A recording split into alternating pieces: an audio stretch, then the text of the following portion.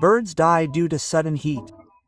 But if you want to save birds from heat, then you will have to follow some tips. First of all, you have to change the water of your birds twice a day and give electrolyte or ORS to all your birds 2 to 3 times a week. You can give your birds some fruits and vegetables which will overcome their water shortage, such as cucumber and watermelon. If your birds are in a small cage, then keep them in a cool place where they do not feel too much heat. If there is a colony, then definitely install a small cooler. By installing a cooler, their temperature will also be maintained and they will also be saved from heat. Do not feed too much soft food to birds in summer. By giving too much soft food, birds start having loose motion and the bird becomes lethargic and stops eating and drinking. In 1 to 2 days, the